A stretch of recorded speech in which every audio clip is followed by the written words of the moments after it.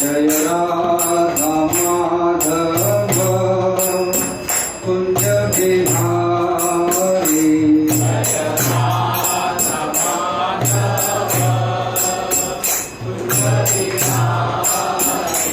जय गोपीजन वल्लभ गिरिवरधारी।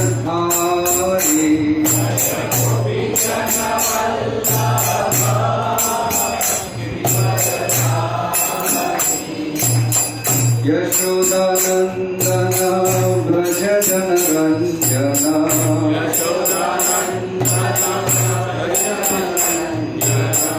यशोदानंदन व्रज जनरंजन।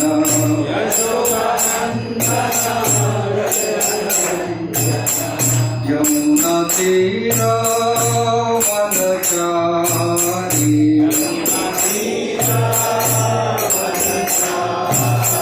यमुना तीरा वनचारी।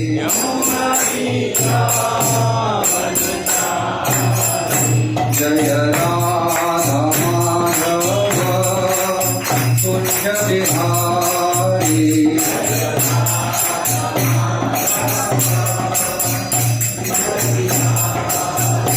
जय राधा माधव कुंज बिहारी।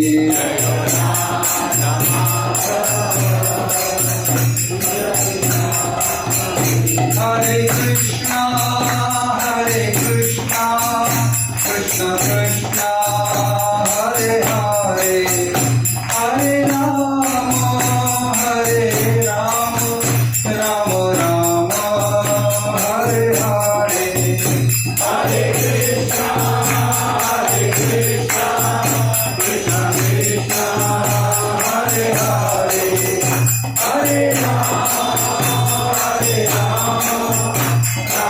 राम हरे हरे। हरे कृष्णा कृष्ण कृष्ण हरे हरे, हरे राम राम राम हरे हरे।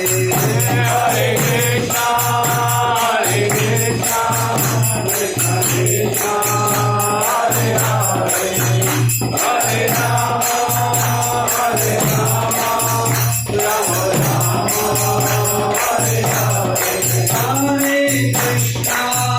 हरे कृष्णा कृष्ण कृष्ण हरे हरे, हरे राम राम राम हरे हरे। हरे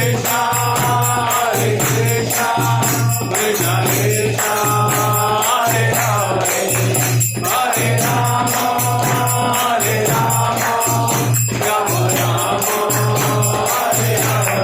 जय राधा गोपीनाथ राधा गोपीनाथ राधे। जय राधा गोपीनाथ राधा गोपीनाथ राधे। जय राधा गोविंद राधा गोविंद राधे। जय राधा गोविंद राधा गोविंद राधे। जय सीताराम सीताराम सीताराम जय सीताराम जय सीताराम सीताराम सीताराम जय सीताराम। जय गौरनिताय गौरनिताय गौरनिताय जय गौरनिताय गौरनिताय गौरनिताय गौरनिताय जय गौरनिताय। प्रभुपाद प्रभुपाद प्रभुपाद जय जय प्रभुपाद जय प्रभुपाद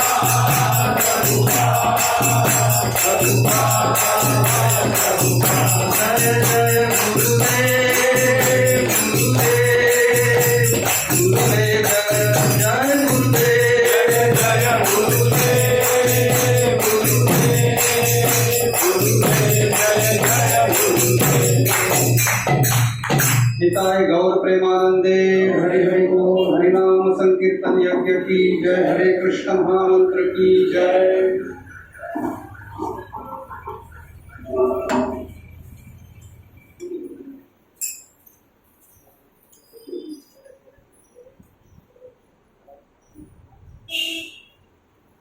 हरे कृष्ण। ओम नमो भगवते वासुदेवाय। ओम नमो भगवते वासुदेवाय। ओम नमो भगवते वासुदेवाय।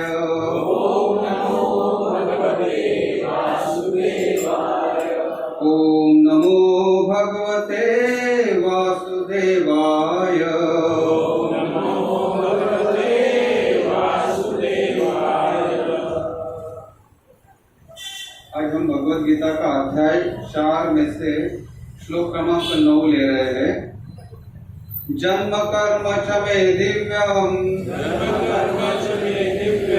एवं यो वेत्ति तत्त्वता त्यक्त्वा देहं पुनर्जन्म नैति मामेति सो अर्जुना। जन्म कर्म च मे दिव्यम्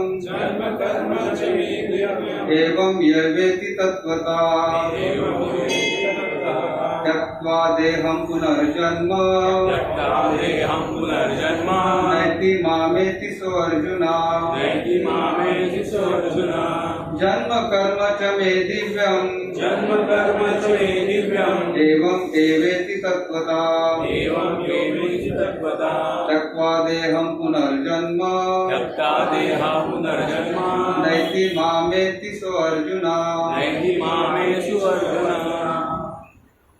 तो प्रभुपाद ने इसका अर्थ दिया है ये श्लोक का। हे अर्जुन, मेरे जन्म के और मेरे कर्म के दिव्य स्वरूप जानने वाला मनुष्य देह त्याग करने के बाद ये भौतिक जगत में पुनः जन्म न लेते मेरे शाश्वत धाम की प्राप्ति करता है। तो ये भगवान की क्या है, गारंटी है कि अगर भगवान के जन्म और भगवान के कर्म जो दिव्य है उनको कोई तत्वता अगर जानता है, हाँ, तो ये भौतिक शरीर को हम जब भी त्यागते हैं फिर से हमें ये जन्म मृत्यु जरा व्याधि चक्कर में फिर से नहीं फंसना है। ओम अज्ञानतिमिरन्धस्य ज्ञानाञ्जनशलाकया चक्षुरुन्मिलितं येन तस्मै श्रीगुरवे नमः। श्रीचैतन्यमनोभीष्टं स्थापितं येन भूतले स्वयं रूप कदा मह्यं ददाति स्वपदान्तिकम्। वन्देऽहं श्रीगुरो श्रीयुतापदकमलं श्रीगुरुं वैष्णवांश्च श्रीरूपं साग्रजातं सहगणरघुनाथान्वितं सजीवं साद्वैतं सावधूतं परिजनसहितं कृष्णचैतन्यदेवं श्रीराधा कृष्णपादान् सहगणललिता श्रीविशाखान्वितांश्च। हे कृष्ण करुणा सिन्धु दीनबन्धो जगत्पते गोपेशा गोपिका कान्त राधाकान्त नमोऽस्तुते। तप्त काञ्चन गौराङ्गी राधे वृन्दावनेश्वरी वृषभानुसुते देवी प्रणमामि हरिप्रिये। वाञ्छाकल्पतरुभ्यश्च कृपा सिन्धुभ्य एव च पतितानां पावनेभ्यो वैष्णवेभ्यो नमो नमः। जय श्री कृष्ण चैतन्य प्रभु नित्यानंद श्री अद्वैत गदाधर श्रीवासादि गौर भक्त वृंद। हरे कृष्णा कृष्णा कृष्णा हरे हरे, हरे राम राम राम हरे हरे। हरे कृष्णा कृष्णा कृष्णा हरे हरे, हरे राम राम राम हरे हरे।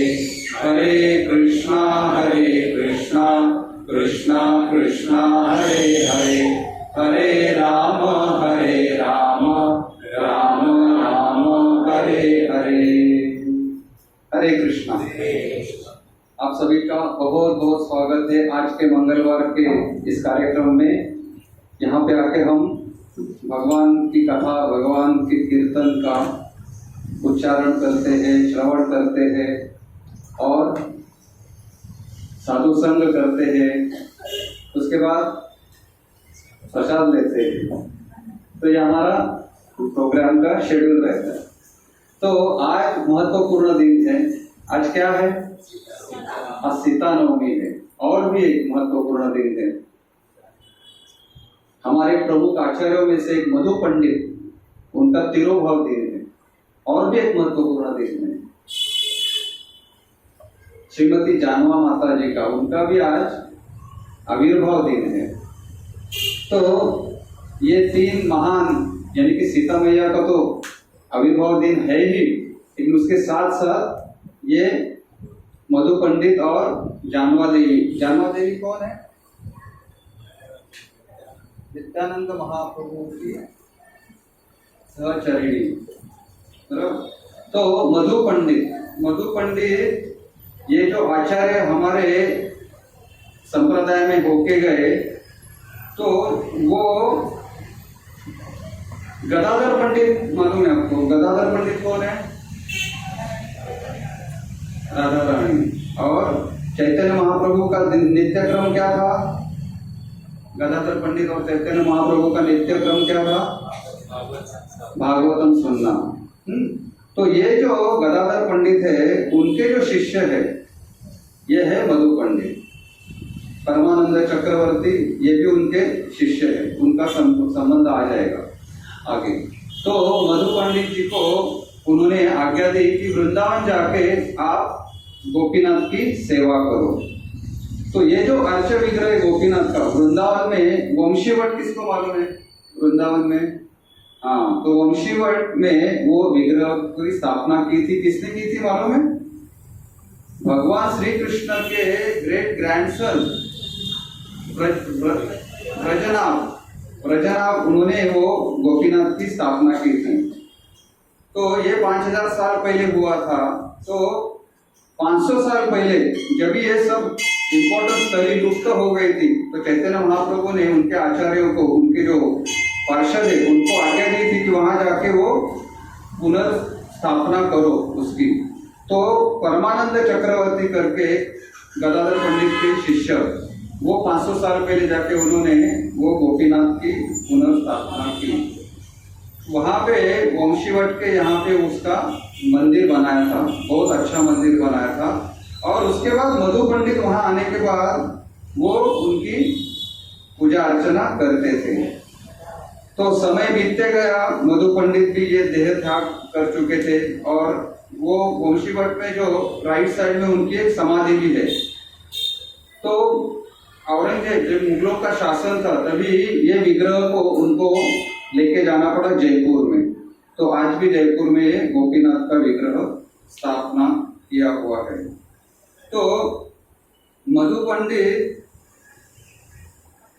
ये जो आचार्य, ये श्रीनिवास आचार्य, नरोत्तम दास, श्यामानंद प्रभु, ये इन सबसे वो उनका आशीर्वाद उनको प्राप्त हुआ था। हाँ, और मधु पंडित चंपकलता सखी, जो प्रमुख सखियों में से राधा रानी की अष्ट सखी है ना, उसमें से चंपकलता सखी, उनके ग्रुप में मंडली सखी करके नाम से वो उनका शाश्वत स्वरूप है। तो इस तरह से वो मधु पंडित बहुत सारी सेवाएं करते थे। और मेन सेवा उनकी थी गोपीनाथ की अर्च विग्रह की सेवा। तो आज उनका तिरोभाव दिन है। तो हम संक्षिप्त में सबका लेते हैं, लेकिन सीता माता के लिए हमें थोड़ा ज्यादा समय चाहिए। तो जानवा देवी, जानवा माता जी कौन थी? वो नित्यानंद महाप्रभु, जो चैतन्य महाप्रभु, जो उनके फर्स्ट एक्सपांशन, हम बोलते हैं ना कृष्णा के फर्स्ट एक्सपांशन कौन है? बलराम जी। तो बलराम जी 500 साल पहले क्या बन के आए थे? नित्यानंद महाप्रभु बन के आए थे। तो उनकी दो पत्नियां थी, एक वसुधा थी और एक जानवा देवी थी। तो ये वसुधा और जानवा देवी जो लॉर्ड बलराम जी के दो पत्नियां थी, एक वरुणी थी और एक रेवती। तो जानवा देवी रेवती थी। तो पंचतत्व में पंचतत्व जो चैतन्य महाप्रभु, नित्यानंद महाप्रभु, गदाधर पंडित, श्रीवास ठाकुर और अद्वैत आचार्य, ये जब भी अपनी लीला समाप्त करके चले गए शाश्वत धाम में, तो संकीर्तन मूवमेंट की जवाबदारी, जो हम बोलते हैं रिस्पॉन्सिबिलिटी, तो इन्होंने वो संभाली, जानवा माता जी ने। तो उन्होंने वो सिर्फ संकीर्तन ही नहीं करते थे, तो टेस्टी प्रसाद बनाते थे। उनके पास 6 सेट थे डिटीज के, गौर निकाय के, तो उनकी भी सेवा करते थे। तो नाम नरोत्तम दास ठाकुर का जो प्रेम नाम कीर्तन था, चैतन्य महाप्रभु और नित्यानंद प्रभु वो कीर्तन में सहभागी हुए थे, ये बहुत सारे लोगों ने देखा है अपनी आंखों से। तो चैतन्य महाप्रभु और नित्यानंद महाप्रभु को क्या चाहिए? उनको सिर्फ भगवान का नाम चाहिए, बाकी कुछ नहीं। जहां कहीं भी कीर्तन होता है तो वो वहां पे उपस्थित हो जाते थे। तो जानवा माता जी जो थी वो बहुत डिवोटीज के लिए बहुत सेवा करती थी, हाँ, और उनको जितना हो सके उतना भगवत भक्ति देने का प्रयास करती थी। तो इस तरह से जानवा माता जी का ये महत्व है अपने संकीर्तन मूवमेंट में। और उनका भी जन्म और उनका भी जो डिसअपियरेंस है वो भी दिव्य है। वो जैसे कि वृंदावन में हमने देखा, वृंदावन में गोपीनाथ का विग्रह, वो विग्रह के अंदर वो अपना उन्होंने डिसअपियर हो गए वहां पे, left entering the deity of Gopinath in Vrindavan. जैसे चैतन्य महाप्रभु ने कहां पे प्रवेश किया था? टोटा गोपीनाथ। उसके बाद वो अपने निज धाम में चले गए। तो ये जानवा माता जी और इनका संक्षिप्त रूप से वर्णन है। तो आज का जो मेन टॉपिक है जिसके लिए हमें लेट भी हो गए हैं, वो है सीता नवमी। तो सीता माता जी का, सीता देवी का, हमने अभी एक राम दरबार का फोटो भी रखा है। तो सीता नवमी के उपलक्ष्य में हम सोचे कि इसके बारे में हम थोड़ी विस्तृत रूप से चर्चा करेंगे, क्योंकि क्या होता है कि रामायण में हनुमान जी का भी बहुत वर्णन है, राम का है, लेकिन सीता माता के बारे में बहुत कम वर्णन आता है। तो सीता माता ये भगवान की एक शक्ति है। सीता माता का आविर्भाव जिस तरह से हुआ, कैसे हुआ था? जब वो जनक महाराज एक यज्ञ की तैयारी कर रहे थे, उसमें उनको वो प्लॉ करना था ना, हाँ, हल चलाना था। हल चलाते चलाते क्या हुआ, वो एक जगह अटक गया। देखा तो वहां से गोल्डन बकेट में, यानी गोल्डन बॉक्स में सुंदर बालिका थी, और इनको बहुत आनंद हुआ जनक महाराज को, अरे इतनी सुंदर बालिका, और उनको बच्चे की जरूरत भी थी, तो उन्होंने वो उनको ले लिया। तो वो जो हल है उसका जो टिप है, जो बोलते हैं ना हम, उसको सीता कहा जाता है, तो इसलिए उसका नाम सीता पड़ गया। और कौन सा नाम है सीता का? जानकी, क्योंकि जनक महाराज की पुत्री। और कौन सा नाम है? वैदेही। वैदेही क्यों नाम है? हाँ, जनक महाराज जो बोलते ना हम, ये इक्ष्वाकु कुल के ही है, लेकिन निमि महाराज है, उसके बाद इनका अलग कुल स्थापना हो गया। तो उसमें ये जनक, ये पदवी है। उनका एक्चुअल नाम क्या है? क्षीरध्वज। क्षीरध्वज नाम है। तो ये जनक महाराज की जो बेटी, उनका जानकी नाम तो हमने देखा, उनका एक और नाम था विदेह। जनक महाराज का नाम विदेह। विदेह मीन्स बिना देह, बिना देहात्मक बुद्धि। बिना देह यानी उनको देह था, लेकिन उनकी जो बुद्धि थी बिना देहात्मक, यानी कि शारीरिक भावना के बिना, आध्यात्मिक भावना, आध्यात्मिक चेतना में वो स्थित थे, इसलिए उनको विदेह कहा जाता है।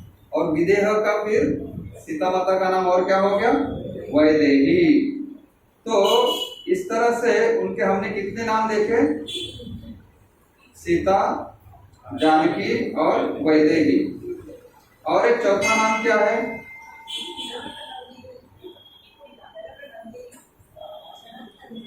हाँ वो तो है, जनक नंदिनी है। और जो प्रचलित है वो जनक महाराज कौन से एरिया के नरेश थे? मिथिला के नरेश थे। हाँ, तो इसलिए उनका और एक नाम क्या हो गया? मैथिली। और आज भी वो एरिया में ये लैंग्वेज है, मैथिली एक लैंग्वेज है, वहाँ के लैंग्वेज में यूज हुआ, मैथिली लैंग्वेज का यूज होता है। और एक पांचवा भी नाम है, हाँ, उसका जन्म कहाँ से हुआ? सीता मैया का भूमि से ना, तो इसलिए उसका और एक नाम क्या है? भूमिजा। तो हमने कितने नाम देखे? सीता, जानकी, वैदेही, मैथिली और भूमिजा। तो सीता माता के पति का नाम, सीता माता के पिता का नाम शिरध्वज, और शिरध्वज के भाई का नाम क्या था? कुशध्वज। तो शिरध्वज यानी जनक महाराज, उनको दो पुत्रियां थी, एक सीता और दूसरी उर्मिला। और कुशध्वज को भी दो पुत्रियां थी। हमने रामायण सुनते हैं ना, मांडवी और श्रुतकीर्ति। तो सीता का विवाह किसके साथ हुआ था? राम। और उर्मिला का लक्ष्मण, मांडवी का भरत और श्रुतकीर्ति का शत्रुघ्न। तो सीता माता का जो हम बोलते हैं ना जन्म, ये साधारण नहीं है, किसी मनुष्य से नहीं हुआ है, वो भूमि से हुआ है। हाँ, वैसे ही जन्म की सिमिलर कथा किसकी है? वृषभानु महाराज जब यमुना में स्नान करने गए थे, तभी एक 1000 पंखुड़ियों वाला कमल था और उसके ऊपर एक छोटी बच्ची थी, वो थी राधा रानी। यानी कि हम जैसे देखते हैं कि भगवान का जन्म दिव्य है, वैसे भगवान की जो शक्ति है उसका भी जन्म दिव्य है। तो इसी प्रकार हमें ये देखना है कि उनका जन्म दिव्य है क्योंकि वो भगवान की शक्तियां नित्य संगिनियां है। हाँ, तो संगिनियां साधारण नहीं होती है, क्योंकि वो भगवान तो वैसे सबके माता पिता है, लेकिन भगवान की जो शक्ति है जो भगवान से आती है वो भी दिव्य है। तो इसलिए उनका जन्म भी दिव्य है, उनका कर्म भी दिव्य है। इसलिए हमने आज जो श्लोक लिया वो उसके लिए थे।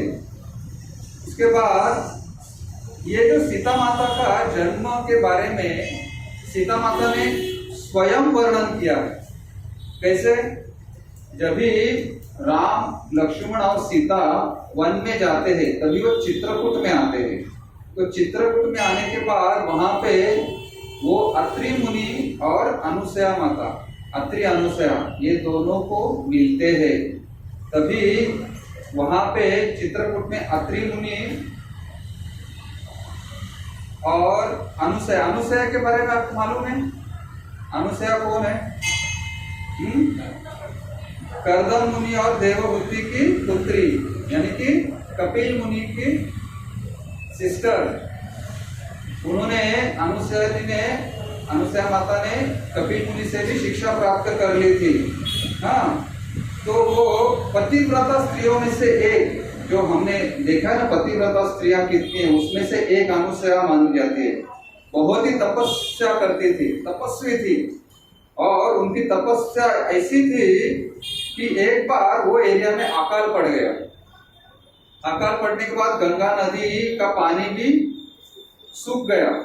तो इन्होंने इतनी तपस्या की कि फिर से गंगा मैया को वापस धरती पे लाने का श्रेय अनुसया माता को जाता है।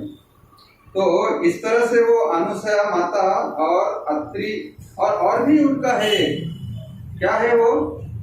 कि जब भी अनुसया ने त्रिरूप को बोला था कि आप मेरे पुत्र हो जाओ, लेकिन वो जगदीश्वर के बारे में ऐसा पर्टिकुलर नहीं बोला था कि विष्णु ब्रह्मा शिव। तो वैसे देखा जाएगा तो तीनों के अलग अलग तत्व है। तो दत्तात्रेय जो है ये विष्णु का अंश अवतार है, बराबर। और जो सोम है वो चंद्र के अंश अवतार है। सोम ब्रह्मा जी का अवतार माना जाता है और दुर्वास जो है वो शिव जी का अवतार माना जाता है। वैसे ही दत्तात्रेय, सोम और दुर्वास ये उनके त्रिरूप उधर उनको देखने मिले। तो जब भी राम लक्ष्मण और अत्रि मुनि ये तीनों अलग संवाद कर रहे थे, तभी अनुसया सीता मैया को स्त्री धर्म का पालन कैसे करना चाहिए इसके बारे में वो शिक्षा दे रही थी। तो स्त्री धर्म क्या होता है उसके ऊपर उन्होंने चर्चा की, कैसे उसका पालन किया जाता है। फिर क्या होता है कि उपहार भी दिए, अनुसया ने सीता मैया को उपहार भी दिए। तो उपहार में उन्होंने उनको फूलों की माला दी, रत्न दिए।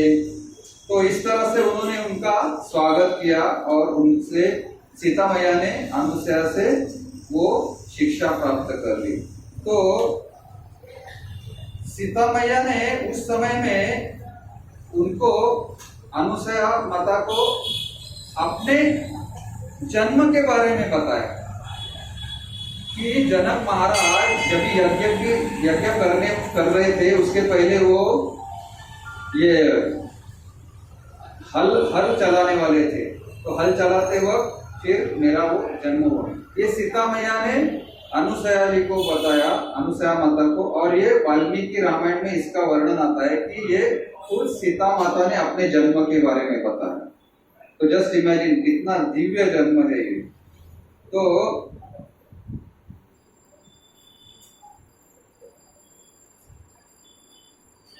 सीता माता का इतना वर्णन हम लोग नहीं सुनते ना, लेकिन कैसे है कि सीता माता भगवान की शक्ति है, क्योंकि शक्तिमान कौन है? प्रभु रामचंद्र शक्तिमान है, तो उनकी शक्ति कौन है? सीता माता। नारायण शक्तिमान है, तो उनकी शक्ति कौन है? लक्ष्मी देवी। वैसे ही राधा तो महाशक्ति है, तो महाशक्तिमान कौन है? भगवान श्री कृष्ण। इसलिए शक्ति को हम पहला स्थान देते हैं, बाद में शक्तिमान को देते हैं। इसलिए हम सीता राम, राधा कृष्ण, और लक्ष्मी नारायण ऐसे कहते हैं। तो इस तरह से उनका जो वर्णन किया गया है, तो वो प्रकट लीला के बारे में हमने देखा कि प्रकट लीला में ऐसे लगता है कि इनका जो प्रकट लीला है ना, ये हमारे सामान्य दृष्टि से अगर देखा जाए तो हमें लगता है अपने जैसे ही, लेकिन वैसा नहीं है। हम जिस तरह से देखते हैं ना, वो हमारे चर्म चक्षु से हम देखते हैं। अगर हमें दिव्य चक्षु से देखना है तो हमें वो बहुत प्रयास करना पड़ेगा उसके लिए। तो जैसे ही सीता मैया ने प्रभु रामचंद्र जी को देखा, तो नॉर्मली ऐसे लगता है ना कि उन्होंने फर्स्ट टाइम देखा, ऐसा ही वर्णन आता है ना, प्रभु रामचंद्र जी को सीता मैया ने फर्स्ट टाइम देखा। लेकिन इनका जो प्राकट्य लीला है, ये साकेतपुरी धाम में जो शाश्वत धाम है, वो तो अनन्य काल से चल रहा है। तो ये हमारे लिए है कि वो ये लीला हमारे शुद्धिकरण की करण के लिए है। तो एक बार क्या होता है कि शिव जी का धनुष्य, ये तो आपको सबको पता है, उसका नाम क्या है? शिव जी का धनुष्य जो जनक महाराज के महल में था, उसका नाम क्या है? पिनाकी। हाँ, तो वो जो धनुष्य है वो सीता मैया आराम से उठाती थी। तो एक बार परशुराम आए थे, तो परशुराम जी के पास विष्णु धनुष्य था। हाँ, तो उन्होंने रखा था बाजू में, और वो बात कर रहे थे जनक महाराज से। तभी सीता मैया, एक खिलौना कैसे रहता है वैसे उसने वो उठाया। परशुराम जी ने देखा कि अरे ये इतना सहजता से उठा सकती है। जनक महाराज को फिर बोला, इसके लिए ऐसा सामर्थ्यवान पति ढूंढो कि जो ये ऐसा सामर्थ्य दिखा सकता है। तो इसके बाद जनक महाराज ने ऐलान किया कि जो मेरे पास शिव धनुष है, जिसको कोई उठा के और प्रत्यंचा लगाएगा, वही मेरे सीता का पति हो सकता है। तो विश्वामित्र मुनि दो कार्य करने के लिए आए थे। एक कार्य क्या था कि प्रभु राम और लक्ष्मण को वो वन में लेके जाते थे, क्योंकि उनके यज्ञ में बाधाएं आती थी, राक्षस बाधाएं उत्पन्न करते थे, तो उनका संहार करना था। तो वो एक कार्य था। अभी हमें लगेगा कि विश्वामित्र मुनि के पास इतने अस्त्र शस्त्र थे ना, प्रभु राम और लक्ष्मण को दिए थे, तो वो खुद क्यों नहीं कर पाए? तो उसका भी एक रीजन है कि उन्हें प्रभु राम की शक्ति का सबको परिचय देना था। वैसे तो विश्वामित्र मुनि पास्ट लाइफ में उनके क्या थे? क्षत्रिय थे, लेकिन उन्होंने इतनी तपस्या करके वो क्या बने थे? ब्राह्मण बने थे। और ब्राह्मण युद्ध नहीं करता है, तो इसलिए उन्होंने प्रभु राम और लक्ष्मण को लेके गए और उनसे वो राक्षसों का संहार करवाया। दूसरा कार्य क्या था विश्वामित्र मुनि का? प्रभु राम और सीता का विवाह संपन्न करवाना था। तो ये दूसरा प्रमुख कार्य था।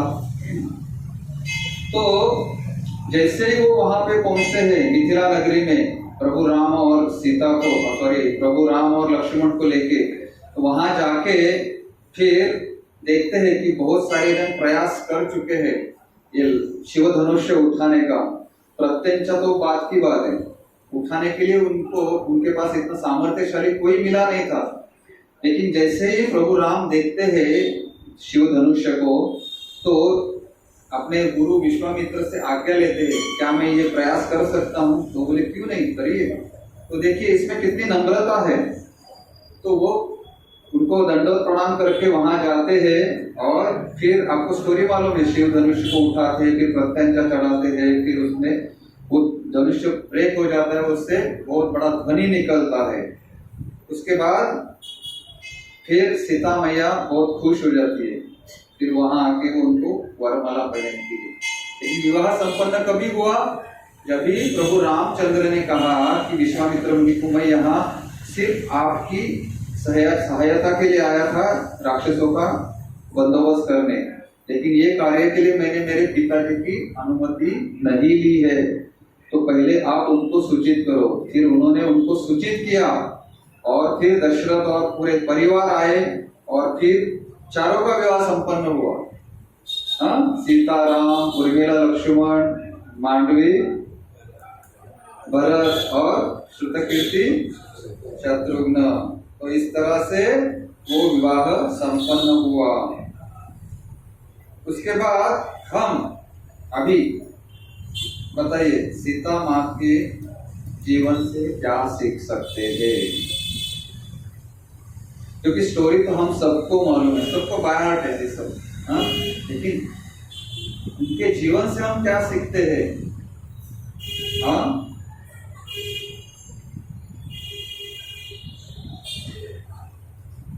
पतिव्रता।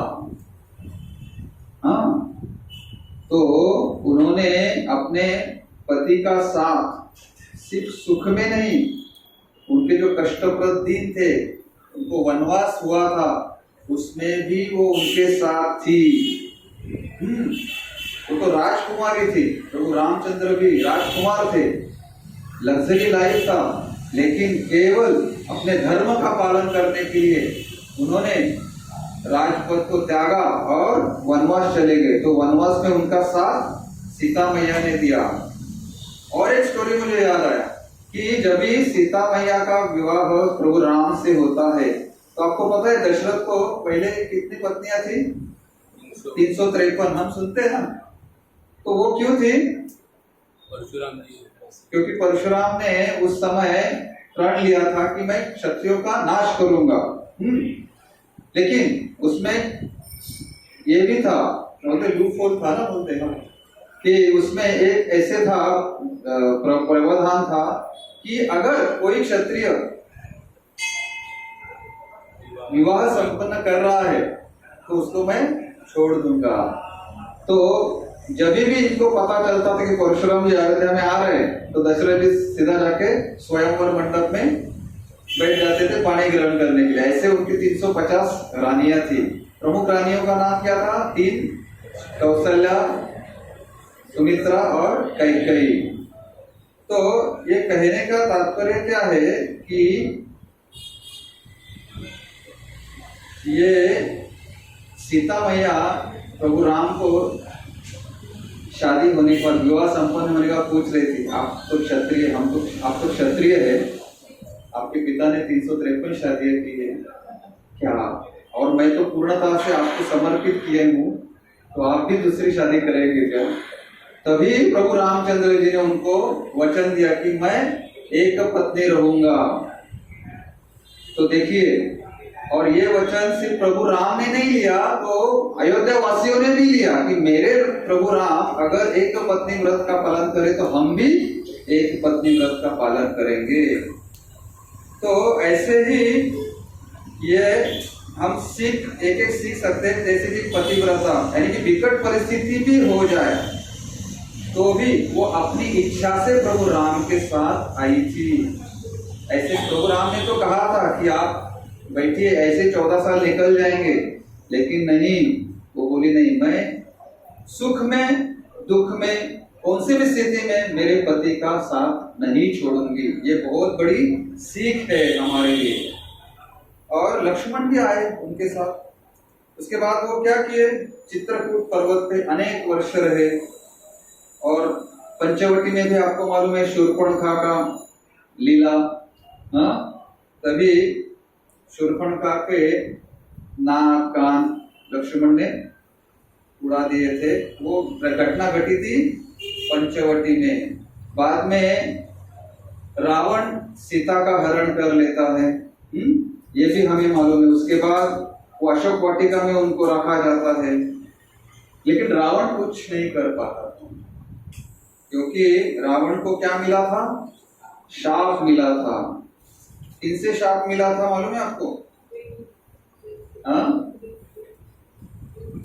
रावण जब एक बार अपने पुष्पक विमान से जा रहा था, तभी नीचे एक वेदवती तपश्चर्या कर रही थी। हाँ, तो जैसे ही उनको उसने देखा, रावण मोहित हो गया और उनको जबरदस्ती करने लगा। तभी ये वेदवती अग्नि में प्रविष्ट हो गई।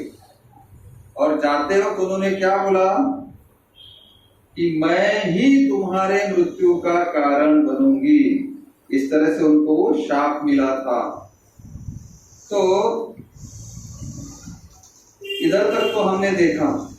अपहरण की लीला है जो सबको बहुत दुख पहुंचाती है। दुख पहुंचता है ना हमें कि जब भी पंचवटी में रावण सीता का हरण कर लेता है तो इससे हमें बहुत दुख होता है। तो ये बहुत दुखदायक घटना है। तो ऐसे भी कहा जाता है कि भगवान की शक्ति है, भगवान की शक्ति का कैसे कोई अपहरण कर सकता है। हाँ, तो आज हम इसके बारे में थोड़ी चर्चा करेंगे। तो ये अपहरण कैसे हुआ? तो जब चैतन्य महाप्रभु साउथ इंडिया यात्रा में गए थे, तभी दक्षिण मथुरा नाम के क्षेत्र में, आपको मालूम है साउथ इंडिया में दक्षिण मथुरा किसको कहा जाता है? मदुराई। मदुराई को दक्षिण मथुरा कहा जाता है। तो वहां पे वो पहुंच गए थे। और मूल मथुरा कहाँ पे? वृंदावन के पास। तो वहां पे वो गए थे अपने साउथ इंडिया यात्रा में। तो वहां पे उनसे उनकी एक मुलाकात हुई भगवान श्री राम के भक्त से। उसका नाम क्या था? रामदास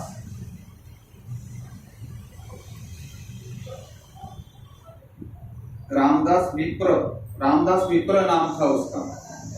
तो वो बहुत ही बड़े विद्वान थे, सौम्य थे, सद्गुणों से भरे थे।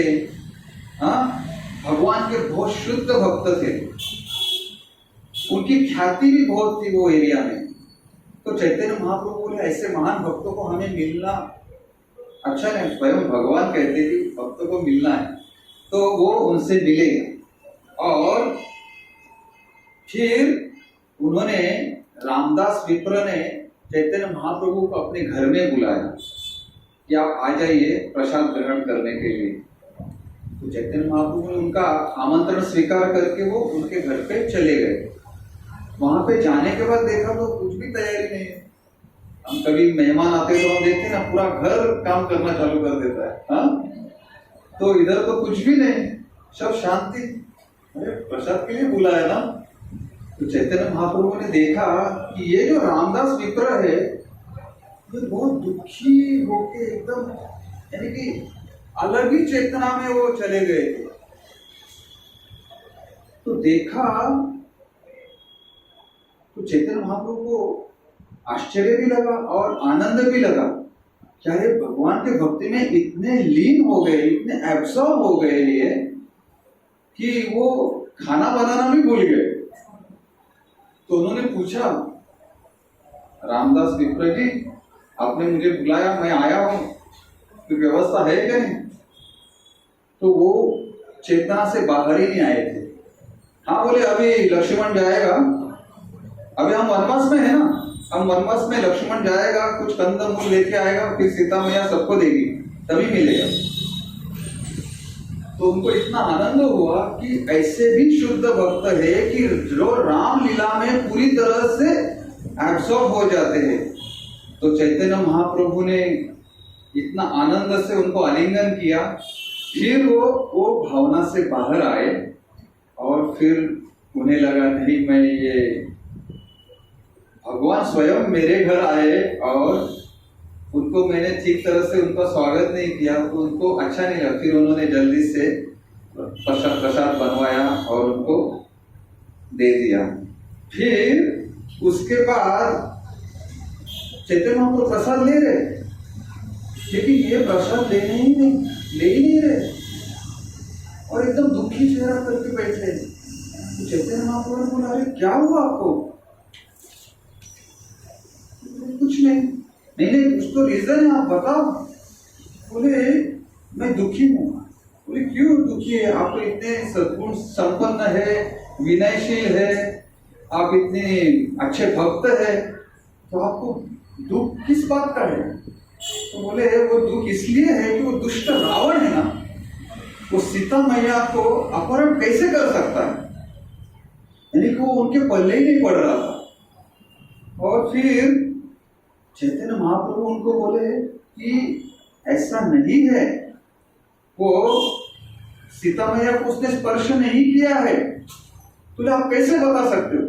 बोले जब भी सीता मैया का अपहरण होने वाला था तभी उन्होंने अग्निदेव की प्रार्थना की, सीता मैया ने, और वो अग्निदेव ने उनके ऊपर एक कवरिंग डाल दिया और वो जो असली ओरिजिनल सीता थी वो उनके साथ रही। और ये जो रावण लेके गया वो माया सीता है।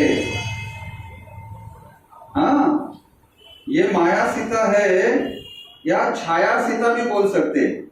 वो रावण ने उनको उसका अपहरण किया, सीता मैया को स्पर्श नहीं किया। वो तो दुर्गा देवी के साथ अग्नि देव ने उनको बिठा दिया, बोले यहाँ पे आप ठीक से रह सकते हैं।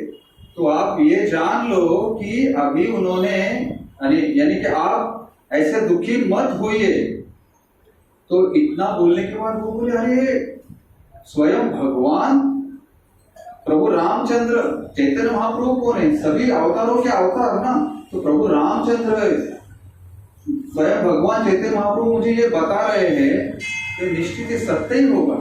तब जाके उन्होंने प्रसाद लिया, थोड़े शांत हो गए। आजू बाजू के पुजारी भी और उनके आजू बाजू वाले रहने नेबर्स भी बोले, अच्छा किया महाप्रभु आप आए, उनको सांत्वना दी, नहीं तो ये ऐसे दुखी रह के खाना नहीं खाते थे, ऐसे ही उनका शरीर कमकुवत हो गया था। तो आपने अच्छा किया वो उनको बताया कि सीता मैया को रावण ने हरण नहीं किया, वो जो है उनके पास वो माया सीता है। तो क्या है, इससे क्या तत्व हम जान सकते हैं कि भगवान और भगवान की जो शक्ति है ये दोनों भी दिव्य है, चिन्मय है, आध्यात्मिक है, क्योंकि मूल सीता को कोई स्पर्श नहीं कर सकता। तो जैसे ही चैतन्य महाप्रभु आगे अपनी यात्रा कर रहे थे, वो कहाँ पे आए? रामेश्वरम में, धनुष्य कोड़ी में। तो धनुष्य कोड़ी वहां पे आए तो वहां के ब्राह्मणों के साथ उनका संवाद हो रहा था। तभी उन्हें पता चला कि पूर्व पुराण में इसका वर्णन आता है कि जो सीता मैया को लेके गया रावण, वो माया सीता है, छाया सीता है। ये मूल सीता को वो अपहरण नहीं किया, लेकिन पूर्व पुराण में भी उनको बहुत हजारों साल से वो पूर्व पुराण वहां पे था, लेकिन उसमें बहुत सारे पन्ने निकल गए थे। उसमें से सिर्फ 2 ही अध्याय का पन्ना उनके पास मिला था। लेकिन आश्चर्य की बात है कि वो भी पन्ने में ये वर्णन आ रहा था, 2 अध्याय में ये वर्णन आ रहा था कि जैसे कि हमें मालूम है चैतन्य महाप्रभु ने और हमें क्या एविडेंस दिया है, भगवान Shri Krishna supreme personality of godhead, ये किस में आता है? ब्रह्म संहिता में। और ब्रह्म संहिता कहाँ मिली उनको? दक्षिण यात्रा में आदि केशव मंदिर जो है वहां पे ब्राह्मण थे, उनके पास ये ब्रह्म संहिता के भी एक ही अध्याय मिला, जो 5वां अध्याय हम गाते हैं ना, वही मिला, बाकी अन्य अध्याय नहीं मिले। कहने का तात्पर्य है कि ये जो एविडेंस जो है वो हमें सीता मैया का ये पूर्व पुराण में मिला। तब जाके उन्होंने वो ब्राह्मण से रिक्वेस्ट किया, प्लीज आप ये प्रति मुझे दे सकते हैं? हाँ, क्यों नहीं। ब्राह्मण भी खुश होकर उनको वो प्रतियां दी। तो वो दिखाना चाहते थे ब्रह्म संहिता की प्रतियां और पूर्व पुराण की ये एविडेंस है। तो वो पूर्व पुराण की प्रतियां लेके वो जैसे गए थे वापस फिर दक्षिण मथुरा में आए, यानी कि मदुराई में आए। और मदुराई में आके उन्होंने वो जो रामदास विप्र है उनको बोले कि जो मैंने कहा था ना उसका वर्णन पूर्व पुराण में है। वैसे तो विद्वान ही थे, जैसे उन्होंने देखा वो प्रतियां, वो इतने खुश हो गए, उस खुशी के मारे फिर वो अपना खाना पीना भी ठीक से करने लगे, अपनी सेहत का भी अच्छे से ख्याल रखने लगे, क्योंकि उनका वो डाउट था वो जो क्लियर हो गया। तो इस तरह से जब भी भगवान रामचंद्र जब भी रावण का वध करते हैं और उसके बाद अग्नि परीक्षा होती है, तो दिखाने के लिए हमें क्या था, वो 1 साल सीता मैया साथ में नहीं थी, इसलिए उसे अग्नि परीक्षा देनी पड़ी। लेकिन पर्पस अलग था। क्या था पर्पस? कि जैसे अग्नि परीक्षा में माया सीता जाती है तो अग्निदेव मूल सीता को वापस देते हैं। सीता मैया की। तो असली सीता बाहर आती है और अंदर माया सीता जाती है। तो उसके बाद प्रभु रामचंद्र और सीता मैया जो साथ में आए, तो ये वर्णन जो आता है वो हमें पूर्व पुराण से उसका एविडेंस मिलता है। तो अभी उनके मन में भी वो संदेह नहीं रहा रामदास विप्र के कि ऐसे कैसे हुआ करके दुष्ट रावण ऐसे कुछ नहीं। तो सीता उसके बाद आई, प्रभु राम और सीता वो चले गए अयोध्या में। वहां उसके बाद फिर वाल्मीकि के आश्रम में सीता मैया को रखा गया, ये भी आप सबको मालूम है। तो उसके बाद उनके लव कुश का भी जन्म हुआ। तो लव कुश ने क्या किया, जो पूरी रामायण की जो कथा है वो सुंदर गायन स्वरूप सबको सुनाते थे। तो जैसे कि श्रीनिवास आचार्य को बताते हैं कि वो उनका जो ये प्रभु रामचंद्र की कथा वो करते थे, रामायण की कथा करते थे, वो सुनने के लिए स्वयं रामचंद्र मोहित होके अपने आसन से, सिंहासन से नीचे आए थे। और जैसे हम अच्छा लगा एखादा जोक आया तो फ्रेंड के कंधे पे हाथ डालते ना, अरे, तो वैसे ही वो जो नीचे बैठे थे सेवक, उनके साथ उनका इतने एब्जॉर्ब हो गए खुद की कथा में, रामायण की कथा में। तो उसके बाद क्या होता है कि सीता मैया जब भी आती है उनको पता चलता है कि ये मेरे दो पुत्र है, फिर वो जाके सीता मैया को वापस लेके आते हैं। लेकिन सीता मैया क्या बोलती है कि मैं श्री राम के सिवा और किसी के मन में भी नहीं गई हूं। अगर ये सत्य है तो ये भूदेवी तो प्रकट हो जाती। तो उस समय भूदेवी प्रकट हो जाती है, साथ में वो एक सिंहासन लाती है, फिर सीता मैया को उस पर बिठाती है, फिर वो फिर से धरणी माता में समा जाती है। तो सीता माता का अपीयरेंस और सीता माता का तिरोभाव हम बोल सकते हैं, या जन्म कर्म दिव्य ही है, लेकिन उन्होंने जो अपनी लीला समाप्त की वो भी धरणी से आई और धरणी में चली गई। तो इस तरह से हमारे पास अभी ये कथा में अगर किसी का कोई प्रश्न है तो पूछ सकते हैं, नहीं तो हम आज सीता नवमी के अवसर पे, हमारे पास थोड़ा समय है अभी, इसलिए मैं थोड़ा फास्ट फॉरवर्ड कर रहा था, तो हम सीताक्षर करके एक स्तोत्र आता है, सीताक्षर स्तोत्र। तो हे केले हाँ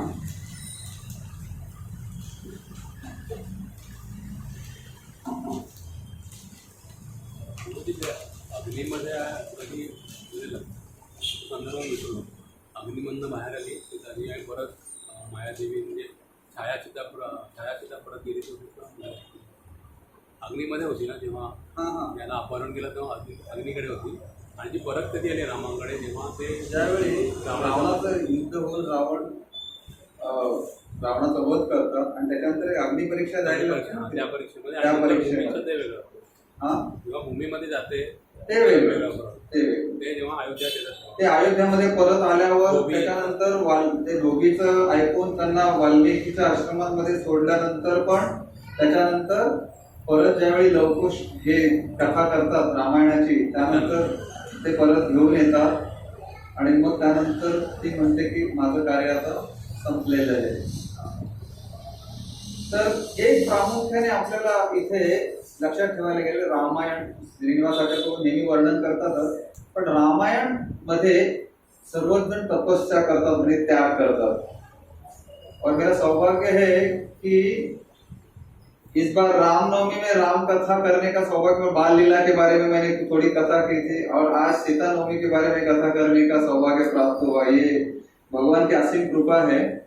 तो कहने का तात्पर्य कि रामायण में प्रभु भगवान की संतुष्टि के लिए, प्रसन्नता के लिए भक्त तपस्या करते, त्याग करते, और भगवान भी भक्तों की प्रसन्नता के लिए तपस्या करते और त्याग करते। कितने सारे उदाहरण हैं। रामायण की रचना किसने की? वाल्मीकि मुनि ने। वाल्मीकि मुनि पहले कौन थे? रत्नाकर थे, डाकू थे, मारते थे, लेकिन जब भी वो शुद्ध भक्त के संपर्क में आए नारद मुनि के, तभी वो वाल्मीकि ऋषि बन गए, और उन्होंने तभी रामायण की घटना घटी नहीं थी, लेकिन राम नाम का आश्रय लेके वो तपस्या उनकी, देखो एक राम नाम के आश्रय से वो इतने तपस्वी हो गए कि उन्होंने प्रभु रामचंद्र ये भूतल पे अवतरित होने के 50,000 साल पहले ही रामायण की रचना की। जस्ट इमेजिन, यानी कि वो प्रभु रामचंद्र की लीला अपने आंखों से देख सकते थे, इतनी उनकी तपस्या थी, केवल राम नाम का आश्रय लेने की। किसने किसने तपस्या की? हर एक ने तपस्या की, हर एक ने। कितने सारे उदाहरण हैं, भरत है, शत्रुघ्न है, लक्ष्मण है, उनकी पत्नियां है, उन्होंने भी तपस्या की, रानियां है, उन्होंने भी तपस्या की, अयोध्या वासी उन्होंने भी तपस्या की। पक्षी और प्राणी भी थे, प्राणी पक्षी सबने तपस्या की, सबने त्याग किया। जटायु ने तो अपना देह त्याग किया। हनुमान जी कितनी तपस्या की, कितना त्याग किया। सुग्रीव हर एक कांड में, यानी कि सिर्फ बाल कांड में नहीं, बाल कांड के बाद अयोध्या कांड, अयोध्या कांड के बाद अरण्य कांड के बाद किष्किंधा कांड के बाद सुंदर कांड के बाद अभी चल रहा है अपना युद्ध कांड, इसके बाद उत्तर कांड होने वाला है। तो हर एक ने तपस्या की, हर एक ने त्याग किया है। ये त्याग और तपस्या इसलिए कि भगवान इससे संतुष्ट कैसे हो जाए। तो वैसे ही हमारे लिए भी तपस्या श्रील प्रभुपाद ने की और हमें भी तपस्या करने के लिए उन्होंने कहा है। वो क्या है, हम क्या करते हैं, 4 नियमों का पालन करते हैं, वो भी एक तपस्या है। हम 16 माला का जाप करते हैं, वो भी एक तपस्या है। तो प्रभुपाद कहते हैं इससे कौन प्रसन्न होगा, भगवान प्रसन्न हो गए। और हमारा कर्तव्य क्या, हमारा उत्तरदायित्व क्या है कि हमें भगवान को प्रसन्न करना है। तो इसलिए तपस्या करना ही है। तो अगर भगवान करते हैं तो भक्त करने से भगवान क्यों नहीं प्रसन्न हो जाएंगे। तो इसलिए आज रामनवमी के अवसर पे हम ये जो वशिष्ठ संहिता अंतर्गत में ये जो श्री सीताष्टाक्षर स्तोत्र जो है हम साथ में ही गाएंगे, क्योंकि हमारे पास अभी समय कम है। श्री सीतानाम चरणों शरणं प्रपद्ये अंगद उवाच लंकाया हि प्रचंडो पाठाद रक्षितोऽसित श्री सीताष्टाक्षर स्तोत्रम वक्तुमर्हसि मारुते। तो हनुमान वाच राम भक्त महाभाग सन्मते वालिनंदन श्री सीताष्टाक्षर स्तोत्रम सर्वभीतिहरं शृणु। श्रीमद् राम प्रिया पुण्या श्रीमद् राम परायणा श्रीमद् रामाद भिन्ना च श्री सीता शरणं मम। शरणाश्रित रक्षित्री भास्करार्धे विभासिता आकारत्रय शिक्षित्रो श्री सीता शरणं मम। शक्तिदा शक्तिहीनानां भक्तिदा शक्तिकामिनां मुक्तिदा मुक्तिकामानां श्री सीता शरणं मम। ब्रह्मण्यमारमाराध्या ब्रह्मेशादिसुरसुता वेद वेद्या गुणारूपी श्री सीता शरणं मम। शून्या हि निग्रहेण्यानुग्रहादिषु वत्सला जननी सर्वलोकानां श्री सीता शरणं मम। चिदचिदाभ्यां विशिष्टा च सच्चिदानन्दरूपिणी कार्यकारणरूपा च श्री सीता शरणं मम। विशिष्टोदिव्यलोका च दिव्या च भूषणा दिव्यांबरा च दिव्यांगी श्री सीता शरणं मम। भद्री च जगता कर्त्री भद्री जनकनंदिनी जगद्धत्री जगद्योतिनी श्री सीता शरणं मम। सर्वकर्म समाराध्या सर्वकर्म फलप्रदा सर्वेश्वरी च सर्वज्ञा श्री सीता शरणं मम। नित्यमुक्त सुया सेविता विमलादिभिः अमोघ पूजन स्तोत्रा श्री सीता शरणं मम।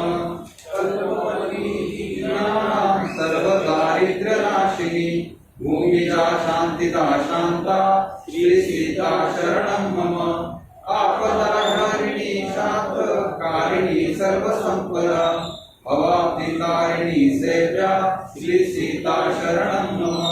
वशिष्ठ उवाच पाठाधनुमता प्रोक्तं नित्यमुक्तं सदा श्री सीताष्टाक्षर स्तोत्रं मुक्ति प्रदा सदा।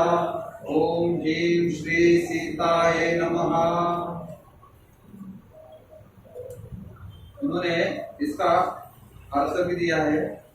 अंगद उवाच, अंगद ने बोला, उसके लिए जिसने आपको लंका की भीषण आग के पाठ से बचाया है, हे वायुपुत्र, तुम श्री सीता के अष्टांगी स्तोत्र का पाठ करो। फिर हनुमान बोलते हैं, हे वालिनंदन महाभाग राम भक्त अंगद, सभी भयों को दूर करने वाले श्री सीता अष्टाक्षर स्तोत्र का पाठ करे। वह श्रीमद राम को प्रिय है और पवित्र और श्रीमद राम के प्रति समर्पित है। श्री सीता जो धन्य राम से अभिन्न है, मेरी शरण है। आपकी शरण में आने वाला रक्षक सूर्य के समान चमकता है। तीनों रूपों की शिक्षिका श्री सीता मेरी शरण स्थली है। शक्तिहीन को शक्तिदाता, भक्तों की भक्ति, मोक्ष की इच्छा रखने वालों के लिए माँ सीता ही मेरी शरण स्थली है। ब्राह्मण स्वरूपिणी जो ब्रह्म ईश आदि सुरों के द्वारा पूजित है, सीता वेदों की वेदी, गुणों का सागर मेरी शरण है। जो कभी किसी को दंड नहीं देती और वात्सल्य का ही प्रमुख स्वरूप है और जगत की आदि जननी है, वो माँ सीता मेरी शरण है। जो जड़ चेतन से विशिष्ट है तथा जो स्वयं सच्चिदानंद स्वरूप है तथा जो कार्य कारण रूपा है, उन माँ सीता ही मेरी शरण है।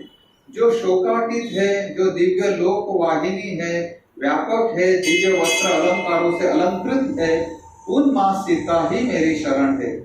जो जगत की भरण पोषण तथा संहार करती है, जो जगत को धारण करती है तथा जगत को उत्पन्न करती है, उन माँ सीता ही मेरी शरण है।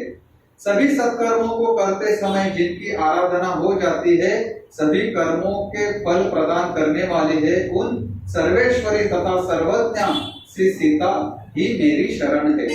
जो नित्य मुक्त जन जिनकी पूजा करते हैं, जो स्तुति करने योग्य है, जो विमला उत्कर्षिणी है आदि अष्ट महाशक्तियों द्वारा सेवित है, जिनका पूजा अमोघ फल प्राप्त है, उन माँ सीता ही मेरी शरण है। जो दिनों का दरिद्रों का विनाश करने वाली है, जो भूमि के बेटी शांत स्वरूप तथा शांति प्रदायिनी, उन माँ सीता ही मेरी शरण है। जो आपदा तथा विपदा को हरण करने वाली है, जो सर्व सौभाग्य प्रदान करने, जो भव सागर से तारने वाली है, उन माँ सीता ही मेरी शरण में है, मेरी शरण है।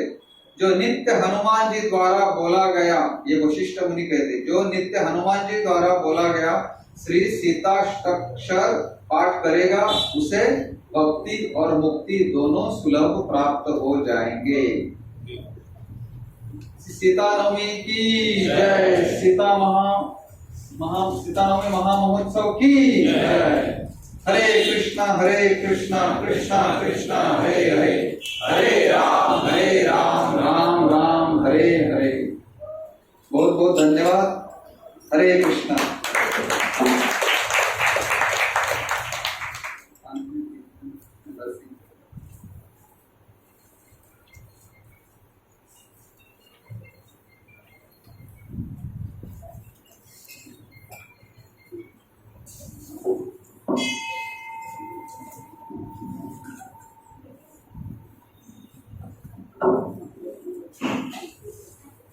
नमो विष्णुपदाय कृष्ण कृष्णाय भूतले श्रीमते भक्ति वेदांत स्वामी निति नामे नमस्ते देवी गौरवाणी प्रचारिणी निर्विशेष शून्यवादी पाश्चात्य देशकारण।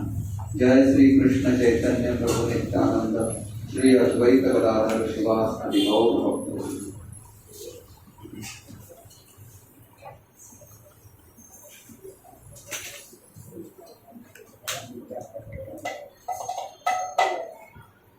सीताराम जय सीताराम, सीताराम जय सीताराम, सीताराम जय सीताराम, सीताराम जय सीताराम, सीताराम जय सीताराम, सीताराम जय सीताराम, सीताराम जय सीताराम।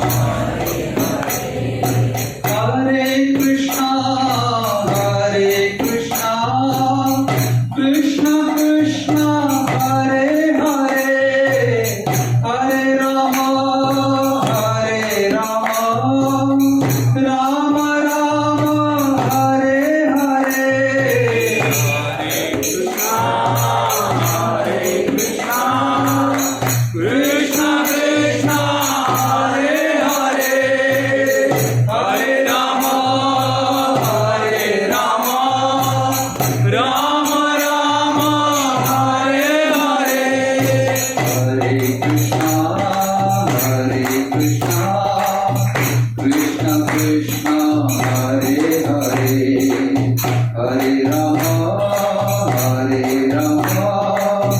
राम राम हरे हरे हरे कृष्णा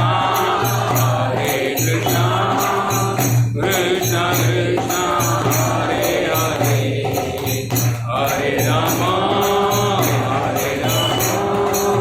राम राम हरे हरे हरे कृष्ण कृष्ण कृष्ण हरे हरे हरे राम राम राम हरे हरे हरे कृष्णा कृष्ण कृष्ण हरे हरे हरे राम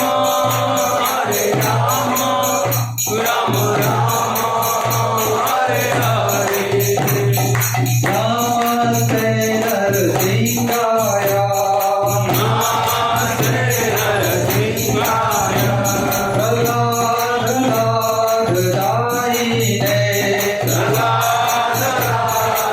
प्रह्लाददायिने हिरण्यकशिपूर्वशः पूर्वशः नीलकण्ठारहारये नीलकण्ठारहारये हितो नरसिंहा भरतो नरसिंहा नरसिंहा भरतो नरसिंहा यतो यतो यामि ततो नरसिंहा यतो यतो यामि ततो नरसिंहा वही नरसिंहा हृदये नरसिंहा हे नरसिंहा हृदये नरसिंहा नरसिंहमणिं शरणं प्रपद्ये नरसिंहमणिं शरणं प्रपद्ये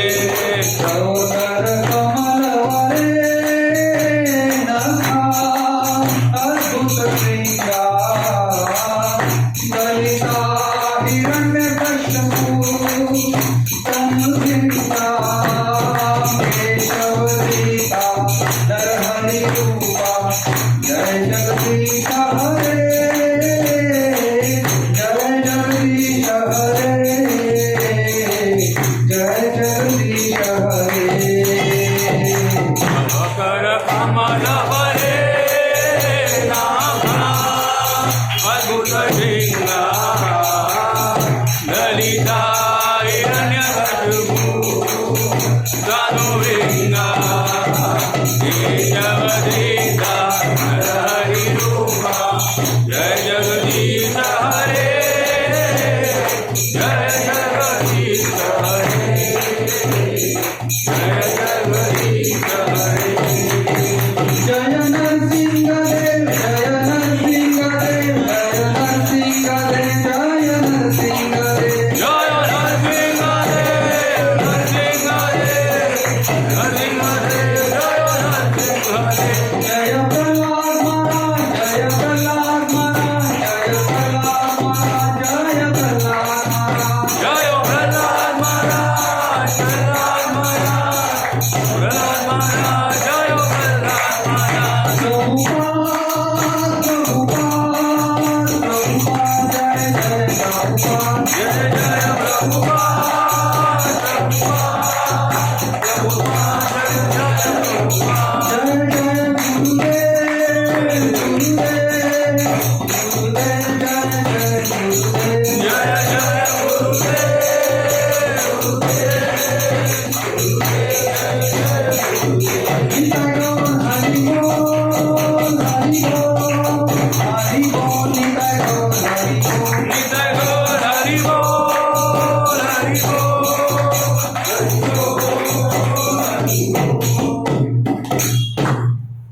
हरिनाम संकीर्तन की जय